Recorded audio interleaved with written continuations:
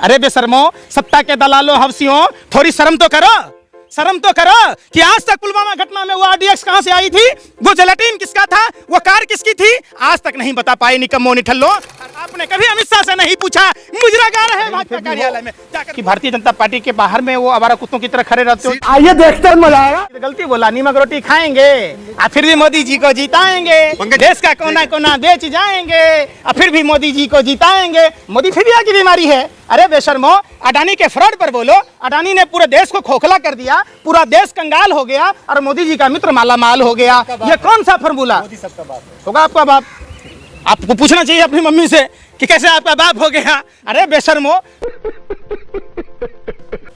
मोदी जब आप सुना है, अरे सुन लो भाई, बंद कीजिए आप। मैंने तो कहा नहीं। अरे फिर महिला, अरे सुन लो, अरे सुन तो लो। अरे कोई चाचा आपका बेटा बोले, सब लोग बाप थोड़ी। अरे सुन तो बेशर्मो, मैं क्या कह रहा हूँ, मोदी जी, अरे सुन तो लो, सुन रहे। मोदी जी अगर वादे के सच्चे होते तो मोदी जी के भी बच्चे होते। अरे फिर भी नहीं है। अरे तो मैंने शादीशुदा करके जसोदाबेन की तरह छोड़ दिया। अरे बेशर्मो, जाके पूछो ना जसोदाबेन से।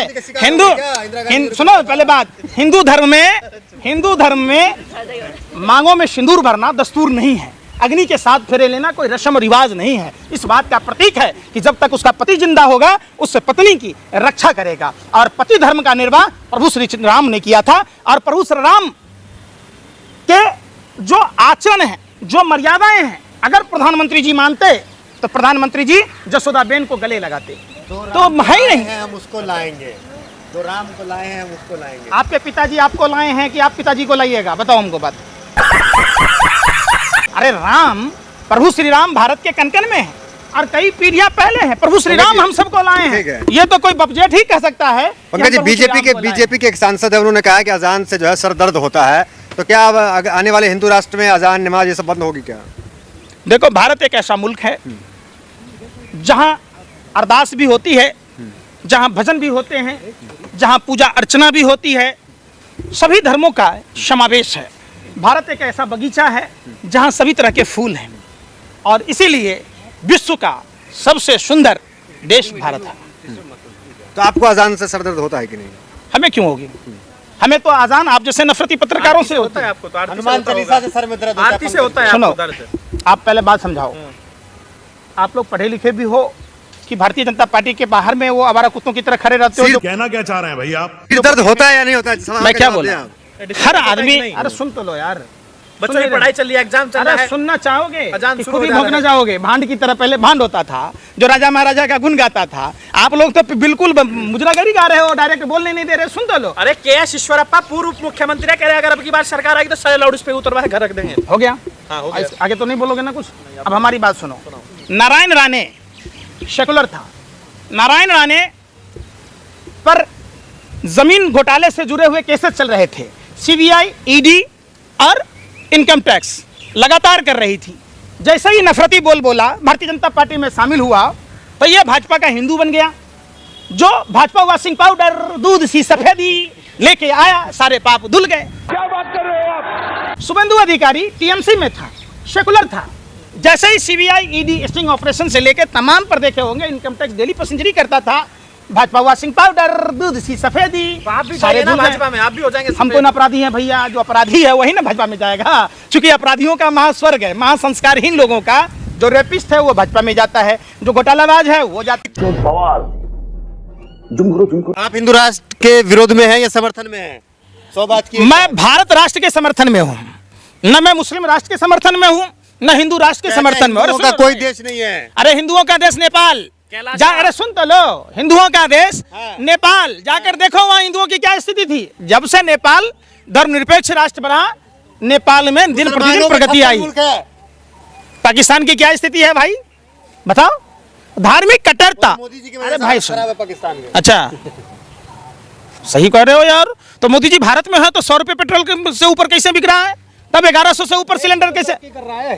हाँ, देश भी तो तरक्की कर रहा है। आप पहले मनमोहन सिंह जी के कुआं से निकालते थे आप गैस, उसी से पेट्रोल। अरे भाई, जब भ्रष्टाचार था तब 400 रुपए की सिलेंडर मिलती थी, तब 60-70 रुपए का पेट्रोल मिलता था। ले लेंगे। अरे भाई, 1000 का सिलेंडर आपको क्या हमको सुनो, देश सुरक्षित रहे, 1000 रुपए का पेट्रोल भरवाए। हमको भैया वही पुराना दिन लौटा दो जिस दिन में 400 रुपए की सिलेंडर 60 से 70 रुपए का पेट्रोल, 50 से 60 रुपए की डीजल, 20 रुपए किलो की आटा और की सड़क, भ्रष्टाचार, आतंकवाद, अच्छा। जगह जगह पर जो है बम फूटना, वो चाहिए क्या आपको? कभी मुंबई में ब्लास्ट हो रहा है, कभी पटना में ब्लास्ट हो रहा है, कभी दिल्ली में ब्लास्ट हो रहा है, वो भारत चाहिए क्या? अब ना हो रहे। अब पुलवामा घटना पर किसके समय में हुआ? अरे बेशर्मो, सत्ता के दलालों, हवसियों, थोड़ी शर्म तो करो, शर्म तो करो कि आज तक पुलवामा घटना में वो आरडीएक्स कहां से आई थी, वो जेलेटिन किसका था, वो कार किसकी थी, आज तक नहीं बता पाए निकम्मो निठल्लो। अरे सत्ता के हवसियों, शर्म करो, कम से अरे शर्म करो। भारत माँ के शहीद जंतर मंतर पर बैठे हैं 1 रैंक 1 पेंशन के लिए, जिन शहीदों से आपने वोट लिया था, आज वो शहीद जब बैठे हैं, आप उसको कवरेज करने नहीं जा रहे। देश का हिंदू जागे, आप कब जागेंगे? आप कब जागेंगे? पंकज श्रीवास्तव की नींद कब खुलेगी? हमारा तो मैंने नींद से जागा ना। कश्मीरी पंडितों को 10 महीने से वेतन बंद कर दिया, धारा 370 खत्म हो गई, 3 केंद्र शासित प्रदेश बन गए। आपने कभी अमित शाह से नहीं पूछा मुजरा गा रहे हैं भाजपा कार्यालय में? जाकर पूछो उस कश्मीरी पंडितों के जिनके घरों पर बुलडोजर चला दिए गए। राम मंदिर का 70% काम पूरा हो गया है। रामपथ, भक्ति पथ, जिन हिंदू परिवारों ने कार सेवकों की सेवा की थी, जिनके बाप दादाओं ने भारतीय जनता पार्टी के सेवा की थी, चंदा दिया था, उनके भक्ति पथ रामपथ में दुकानें तोड़ दी गई और उनको मुआवजा तक नहीं मिला। जिनके दुकानें के ऊपर मकानें थी, आज वो सब बेघर हो गए, बेसहारा हो गए। बात तो सही है। शुरुआत है ये। आप लोग को चुभता है क्या राम मंदिर? अच्छा चुभता ही है। चले, अखंड भारत में तो वो भी था, कैलाश मानसरोवर। प्रधानमंत्री चाइना का चौ नहीं बोलते और भारत की छवि को चाइना में जाकर किस तरीके से बदनाम करते हैं, सुनाऊं क्या आपको? तो सिर्फ राहुल गांधी का भी सुनाइए। राहुल गांधी जी ने क्या कहा, सुनो। ए सत्ता के दलालों, ईमानदारी से बोलो कि राहुल गांधी जी ने क्या कहा। माफी मांगेंगे ना आप? कौन मांगेंगे? राहुल गांधी। सही दोहा में जाके प्रधानमंत्री ने क्या कहा? अपनी अनिर्णायकता के कारण, लेथार्जी के कारण, इनडिसिसिव के कारण, क्या बोलेंगे, गलत परसेप्शन के कारण जो चीजें रुकी है। अब बताओ, देखो कहा नहीं है। अरे भाई शूट कर गया था, लेकिन अब तो अच्छे हालात हैं। अरे भैया, प्रधानमंत्री ने चाइना जाकर क्या बोला? अरे सुन लो, अरे भैया ये फेक न्यूज है, फेक है। तब बोला जब हालत खराब थी, अरे अब सुन हालत लो, सुधर गई है। अरे सुन लो, सुन लीजिए आप। अरे बेशर्मो सुनो, क्या बोला? ये कह रहे बदकिस्मती से हिंदुस्तान में पैदा लिया। अरे भैया, मैं गर्व से कहता हूं कि हिंदुस्तान की भूमि पर जन्म लिया। प्रधानमंत्री जी जैसे पाप के कुकर्मी प्रधानमंत्री के चक्कर में, जिन्होंने भारत की छवि को पूरे विश्व, अरे सुनो, गर्व है। आप सुनो, अरे प्रधानमंत्री ने जर्मनी में क्या कहा, दोहा में क्या कहा, चाइना में क्या कहा, कैलिफोर्निया में क्या कहा, लंदन में क्या कहा? आप ये बताओ कि प्रधानमंत्री ने भारत की छवि को, आप जैसे सुनो, भारत पे गर्व है आपको? इस भारत भूमि की मिट्टी पर गर्व है, मोदी जी जिसके और प्रधानमंत्री रहेगा। मोदी जी जिसके मोदी जी जैसे कितने प्रधानमंत्री आए और प्रधानमंत्री चले जाएंगे, सही पकड़े हैं। और कितने चले गए। ये भारत जहाँ थी वही है और हम सभी भारतीय हैं। मोदी जी के आने के बाद गर्व बढ़ा कि नहीं बढ़ा? जैसे मोदी जी आए, गर्व और ज्यादा बढ़ा।